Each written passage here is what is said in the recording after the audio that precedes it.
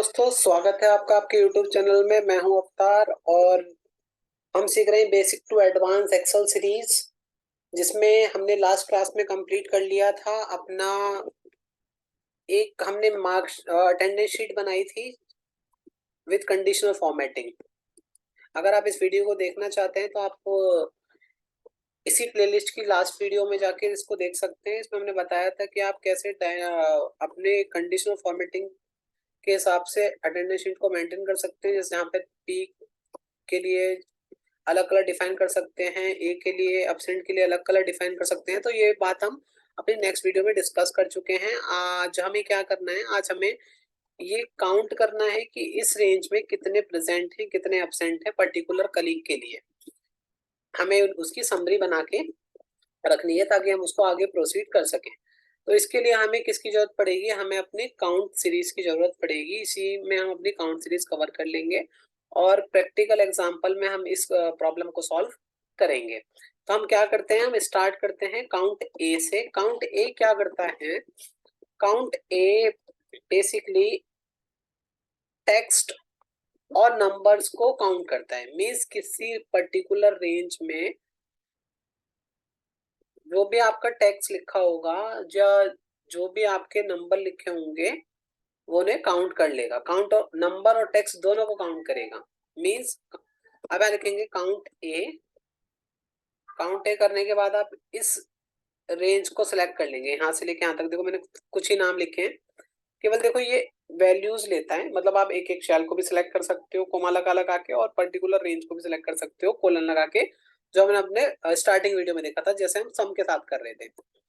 Bracket बन के enter करा, ये देखो कितने हैं, 9 है। अच्छा, अगर मैं इसको नंबर बनाता हूँ तो क्या होता है, अच्छा देखो ये नंबर को भी काउंट कर रहा है। तो आप देख पा रहे हो यहाँ पे इस मैंने 1 लिख दिया तो भी ये काउंट करके बता रहा है मुझे 1 2। नंबर्स को भी काउंट कर रहा है और टेक्स्ट को भी काउंट कर रहा है। आप देखो ये कितने शैल है, यहाँ पर देख पा रहे हो काउंट आ रहा है 9। तो ये हमें काउंट दे रहा है टेक्स्ट और नंबर का। अच्छा, अगर कोई शेल ब्लैंक होता है तो ब्लैंक का काउंट ये नहीं देता। मीन्स ये ब्लैंक शेल को काउंट नहीं करता। काउंट ए टेक्स्ट और नंबर को काउंट को करने के लिए यूज किया जाता है। आगे बढ़ते हैं, आगे हमारे पास क्या है, आगे हमारे पास है काउंट। काउंट का फंक्शन तो हम उसको देखेंगे।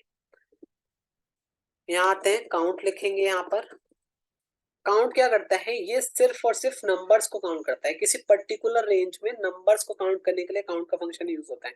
अच्छा, आप लोग समझ रहे होंगे कि यार हमें फंक्शन पढ़ा रहे हैं आप, इनका यूटिलाइजेशन कहाँ होगा।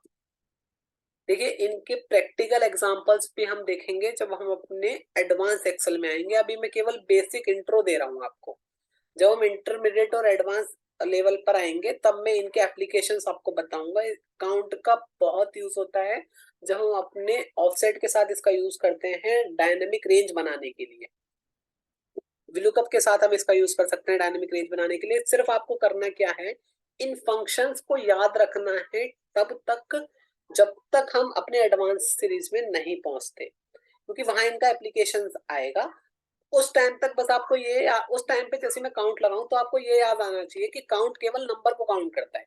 और उसका सिंटेक्स ये होता है कि मैं उसको एक एक करके वैल्यू भी दे सकता हूँ, ये करके एक एक शेल की वैल्यू भी दे सकता हूँ अगर मेरे को स्किप करना हो, और मैं पूरी सीरीज को भी सिलेक्ट कर सकता हूँ जिसमें वो केवल नंबर काउंट करेगा। तो इतनी बात आपको याद होनी चाहिए हर एक फंक्शन से रिलेटेड कि उसका सिंटेक्स क्या है। तब तक आप हर एक फॉर्मूले का सिंटेक्स देखो, वो किस टाइप की वैल्यू रिसीव करता है एज इनपुट और किस टाइप की वैल्यू रिटर्न करता है एज अ आउटपुट।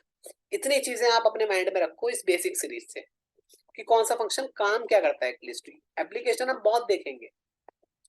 तो हम क्या करते हैं, मैंने क्या करा, काउंट में यहाँ से लेके यहाँ तक की रेंज को पूरा को सिलेक्ट कर लिया। तो मैंने बताया काउंट का जो यूज होता है वो किस लिए होता है, केवल और केवल नंबर्स को काउंट करने के लिए। तो ये मैंने सेलेक्ट कर लिया, यहाँ से लेके यहाँ तक ब्रैकेट को बंद कर दिया, एंटर प्रेस कर दिया। तो देखो यहाँ पर 2 नंबर थे तो इसने मुझे बताया कितने नंबर है हमारे पास, 2। अगर आप एक और नंबर ऐड कर देंगे तो ये बताएगा कितने नंबर है, 3। नंबरों को काउंट करेगा, नंबरों की वैल्यू नहीं बताएगा। ब्लैंक को नहीं करता, टेक्स्ट को नहीं करता, केवल नंबरों को काउंट करता है। बहुत अच्छे। नेक्स्ट हमारे पास में हम आगे की ओर बढ़ेंगे। ब्लैंक और टेक्स्ट को काउंट नहीं करता। कौन काउंट, केवल किसको काउंट करेगा, नंबर को। बहुत अच्छे। अब हम क्या करेंगे, यहाँ पर आप बात करते हैं काउंट ब्लैंक। काउंट ब्लैंक जैसे नाम से ही पता चल रहा है कि केवल ब्लैंक शेल्स को काउंट करता है। कि किसी पर्टिकुलर रेंज में कितने ब्लैंक शेल हैं।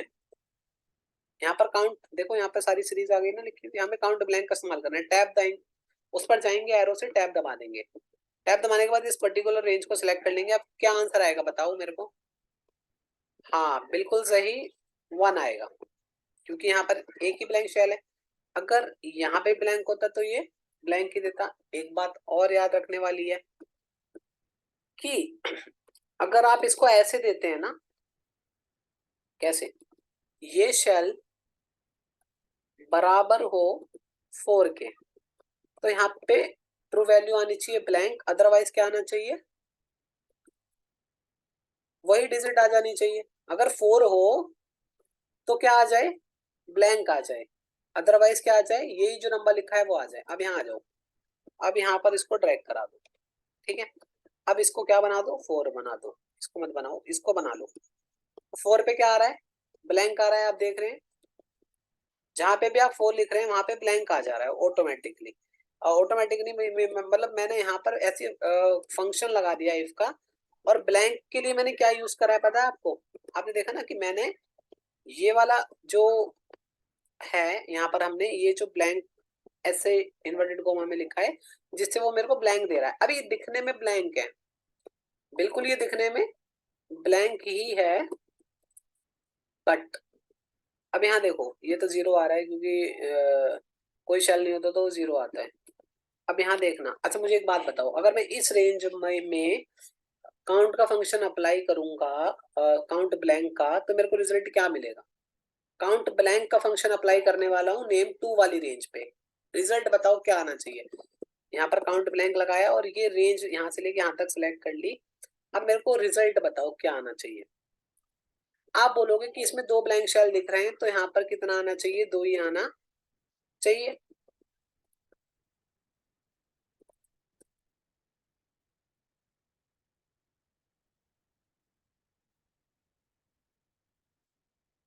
बिल्कुल ठीक है, यहाँ पर 2 ही आएगा। क्यों, क्योंकि जो हमारा काउंट है वो किसको काउंट करेगा, ब्लैंक शेल को ही काउंट करता है। तो ये हम समझ चुके हैं, ये हमने देख भी लिया। इसका एक और एग्जांपल,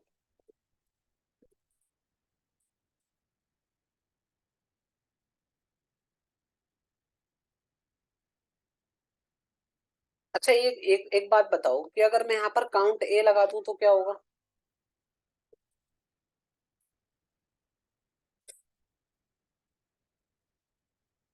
तो अब ये 9 दे रहा है, क्यों।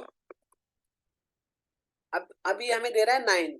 एक काउंट ए नंबर और टेक्स्ट को गिनता है, ध्यान रखना, नंबर और टेक्स्ट को गिनता है ना। तो 1 2 3 4 5 6 7। अब देखो एक्चुअल में नंबर ये 2 ब्लैंक हैं, ये 2 ब्लैंक हैं, तो काउंट ए को उसको काउंट नहीं करना चाहिए, लेकिन ये उसको काउंट कर रहा है। देखो 7 है नंबर, ये टेक्स्ट नंबर मिला के केवल 7 है, बट यहाँ पर ये 9 रिजल्ट दे रहा है, बिकॉज ये ब्लैंक शेल को भी काउंट कर रहा है। क्यों काउंट कर रहा है, क्योंकि जब आप कभी ऐसे देते हो ना, तो वो एक टेक्स्ट वैल्यू, वो शेल टेक्स्ट वैल्यू बन जाती है। ऐसी टेक्स्ट वैल्यू जो दिखाई नहीं दे रही, वो ब्लैंक नहीं है, उसमें टेक्स्ट वैल्यू है।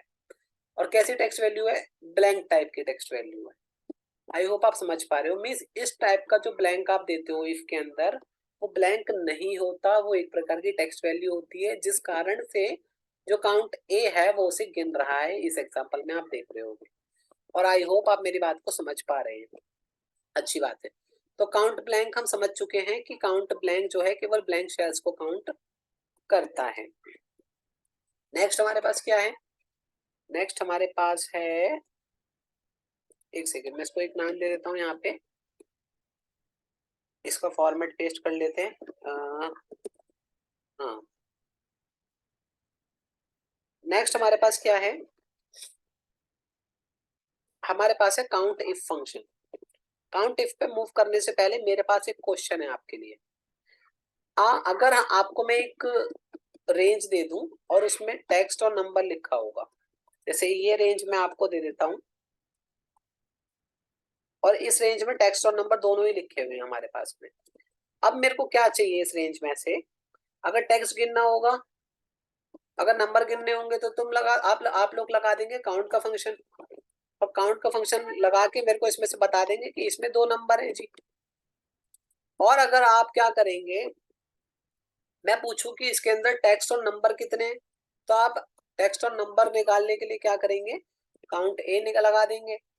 और ब्लैंक निकालने होंगे तो क्या करेंगे, देखो टेक्स्ट और नंबर बता दिए इसने मेरे को, 1 2 3 4 और 4 नीचे 8 आ गई टेक्स्ट और नंबर। अगर मैं ब्लैंक पूछूं तो आप काउंट ब्लैंक लगा के वो भी बता देंगे मुझे। इस रेंज में से इसको सिलेक्ट करा, यहाँ पे काउंट ब्लैंक लगाया। अभी आगे आप कह रहे हैं कि हाँ जी एक ब्लैंक शेल इसके अंदर है। अब मैं ये पूछ रहा हूँ कि इस रेंज में से मुझे ये बता दो कि टेक्स्ट कितने हैं। टेक्स्ट और नंबर नहीं चाहिए, क्या चाहिए, केवल टेक्स्ट वैल्यू चाहिए, ना नंबर होना चाहिए और ना ब्लैंक होना चाहिए। तो ये टास्क आपके लिए है। आप एक ऐसा फॉर्मूला बनाओ कुछ प्लस माइनस करके, जिसकी मदद से हम क्या कर पाए, किसी रेंज में से केवल केवल टेक्स्ट काउंट कर पाए। क्योंकि नंबर काउंट करने के लिए है, टेक्स्ट और नंबर को काउंट करने के लिए, ब्लैंक काउंट करने के लिए है, लेकिन केवल टेक्स्ट को काउंट करने के लिए कोई फंक्शन बनाया नहीं है एक्सेल ने। तो कुछ प्लस माइनस करके आपको ऐसा फॉर्मूला बनाना है जिससे आप क्या काउंट कर पाओ, टेक्स्ट को काउंट कर पाओ। थोड़ा सा अपना दिमाग लगाइए और वीडियो को पॉज कीजिए और सोचिए कि ये कैसे पॉसिबल है।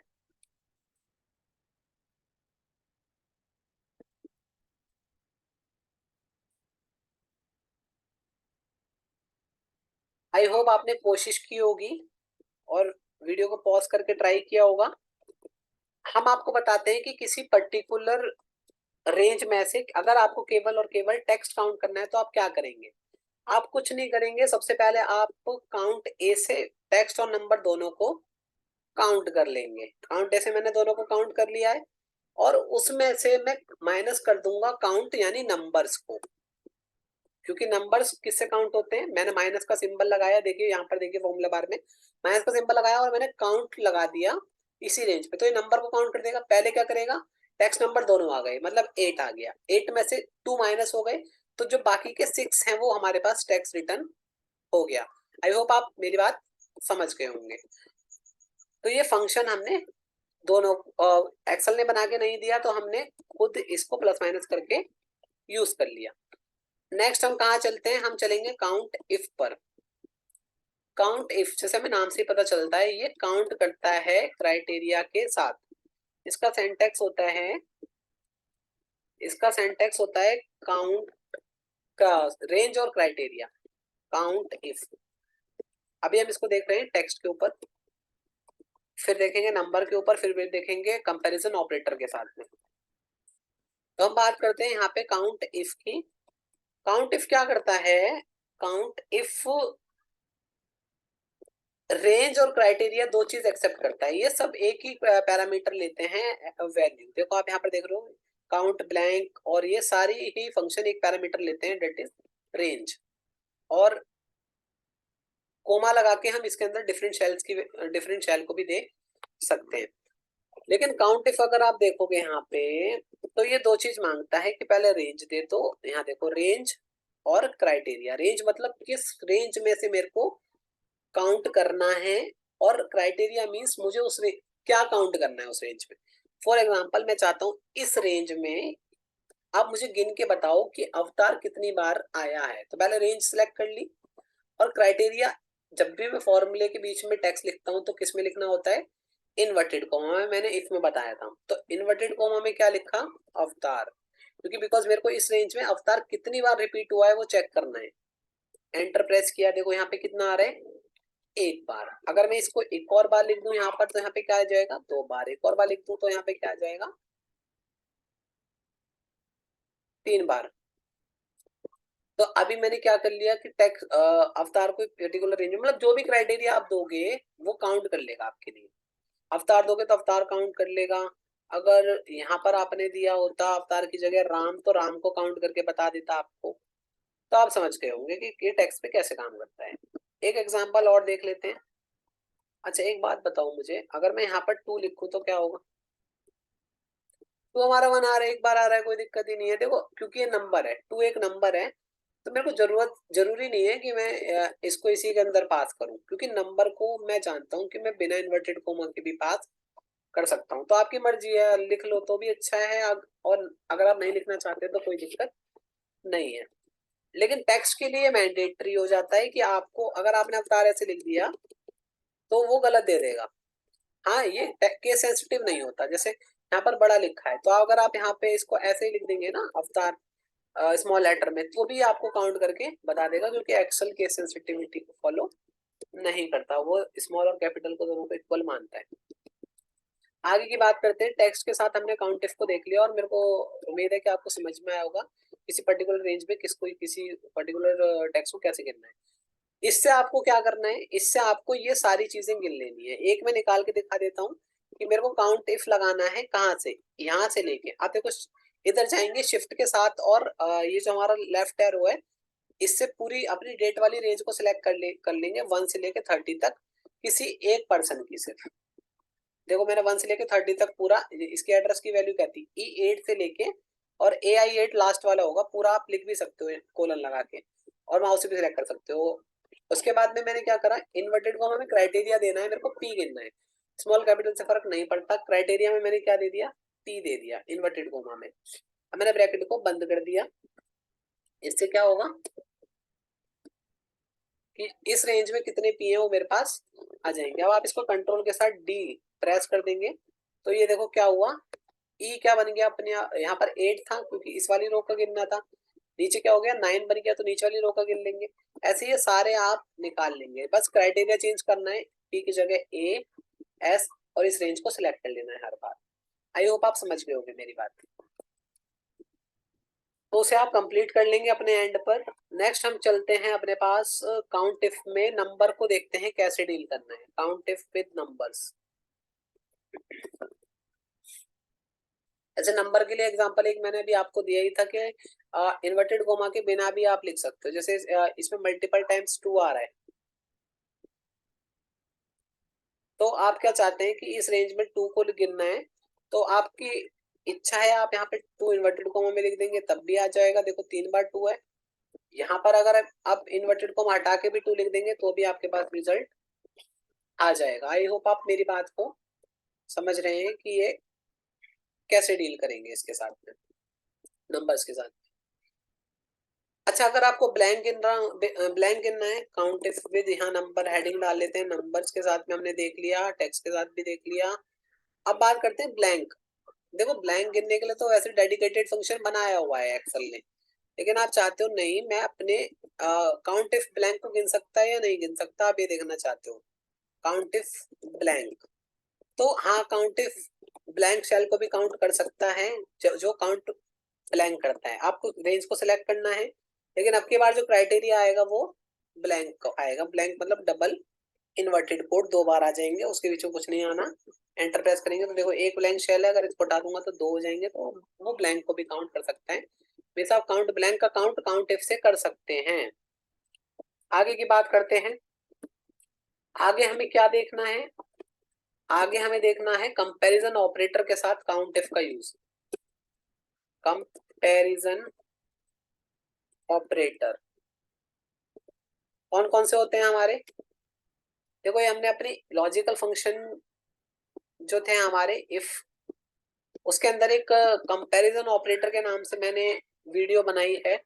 आप प्लीज उसमें जाएं प्लेलिस्ट में और उस वीडियो को एक बार देख लें, तो उसमें आपको पता चल जाएगा कि greater than, less than, equal to, not equal to किस तरीके से यूज होते हैं, और वो हमारे कंपैरिजन ऑपरेटर होते हैं। तो हम क्या करेंगे, यहाँ पर लगाएंगे काउंट इफ। अब मेरे को इस रेंज में काउंट करने हैं नंबर्स जो 2 से बड़े हैं, तो हमें कंपेयर कराना है किसी नंबर को जो 2 से बड़ा हो। तो हम क्या करेंगे, रेंज ले ली, रेंज लेने के बाद यहाँ पर हम क्या करेंगे, इन्वर्टेड कोमा में ग्रेटर देन 2 ऐसे आपको लिखना पड़ेगा। तो अब ये आपको बताएगा वो जो 2 से बड़े हैं, कितने नंबर हैं जी, 2 से बड़े एक ही नंबर है जो 3 है। अगर एक और लिख दिया, एक और लिख दिया, तो वो काउंट आपका बढ़ा देगा। यहाँ पर जब आप कंपैरिजन ऑपरेटर इस्तेमाल करते हैं तो ये मैंडेट हो जाता है कि आप इन्वर्टेड कोमा का यूज करें नंबर के साथ में। इस बात को हमेशा ध्यान रखेंगे कि अगर आप कोई कंपैरिजन ऑपरेटर क्राइटेरिया में इस्तेमाल कर रहे हैं तो उसके साथ इन्वर्टेड कोमा लगाना कंपलसरी है। देखिए तो यहाँ पर आपको रिजल्ट मिल जाएगा same as it is with एक सेकंड में इसको यहाँ पर हमने कौन सा ऑपरेटर देखा है यहाँ पे ग्रेटर देन। ग्रेटर देन अभी मैं आपको एक चैलेंज दूंगा और फिर देखते हैं कि वो चैलेंज कैसे सॉल्व होगा।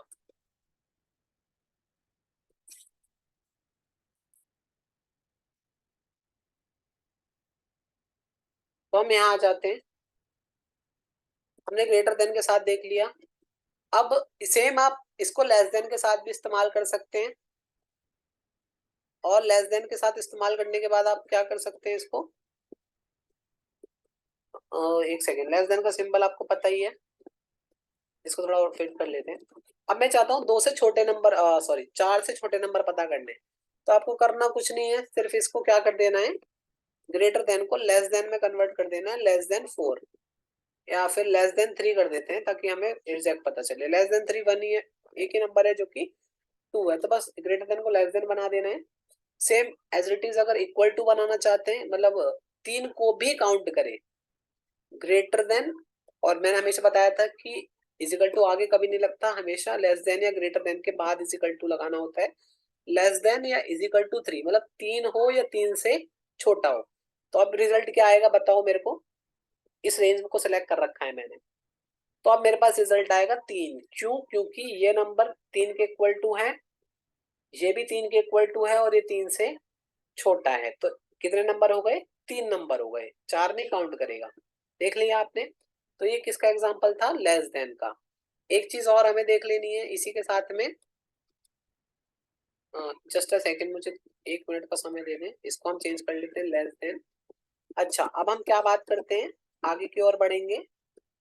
अब बात करते हैं ग्रेटर देन इक्वल टू की। देखो हमें अगर कॉलम की ब्रेथ को भी पेस्ट करना होता है तो यहाँ पे keep source column breadth width का भी ऑप्शन आपके पास मिलता है, तो आप उसको यूज कर सकते हैं।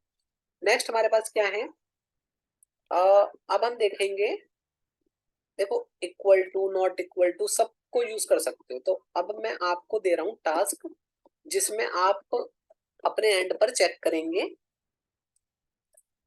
मैं यहाँ पे मार्क्स लिख दे रहा हूँ, रैंड बिटवीन का इस्तेमाल कर दे रहा हूँ। यहाँ पर 1 से लेकर 100 तक के नंबर भी मैंने टाइप कर दिए हैं। अच्छा ज्यादा हो जाएंगे तो 1 से लेकर 5 तक के टाइप करते हैं जिससे हमें कुछ रिजल्ट मिलेगा। इसको मैं वैल्यू पेस्ट कर देता हूँ कंट्रोल एल्ट वी यूज करके। हाँ जी, तो अब हम यहाँ पर करना क्या चाहते हैं, काउंट नंबर्स, काउंट नंबर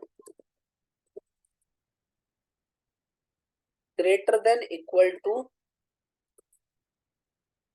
2।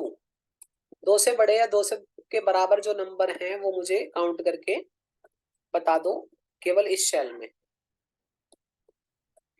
यहाँ पर मुझे क्या बता दो, हम इसकी ब्रेथ को पेस्ट करने के लिए मैंने बताया था अभी कि यहाँ पे आप इसको यूज कर सकते हैं। अब हमें चाहिए count number less than equal to 4, less than या इक्वल टू 4, या आप अपने एंड पे ट्राई करेंगे, नहीं होगा तो मुझसे पूछेंगे, मेरे वीडियो मेरे को कमेंट कर लेंगे या मेरे को मेल कर देंगे तो मैं रिप्लाई करूंगा। किसी भी टाइम आप रिप्लाई कर सकते हैं, कोई मैसेज करके पूछ सकते हैं मेरे को मेरी आईडी पे। आगे की ओर बढ़ेंगे तो हमने यहाँ पर क्या देखा, लेस देन इक्वल टू मैंने बता ही दिया था कि 2 के बराबर अगर हमें गिनना है, अगर ऐसे नंबर गिनो जो 4 के बराबर नहीं है, नॉट इक्वल टू 4 है या सॉरी नॉट इक्वल टू 2 है, 2 को छोड़ के सबको गिनना है, मीन्स 2 गिनने में नहीं आना चाहिए। जैसे इसको छोड़ दे बाकी सबको गिन ले, कितने नंबर हैं देखो जरा, यहाँ पर नंबर है 9, तो इसको छोड़ देगा तो बाकी कितने बच्चे हमारे पास में, टोटल 9 है, एक नहीं गिनना तो 8 आएगा, यहाँ पर रिजल्ट आना चाहिए 8। बहुत अच्छे, तो हम आगे की ओर बढ़ेंगे। तो ये काउंट इफ आपने चेक कर लिया है अपने एंड में, मैं ऐसा एज्यूम कर रहा हूँ कि आप ये सब निकाल लोगे।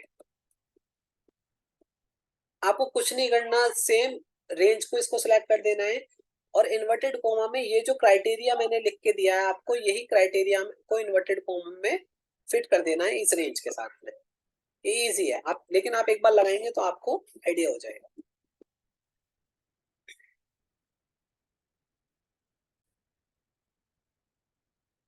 आइए दोस्तों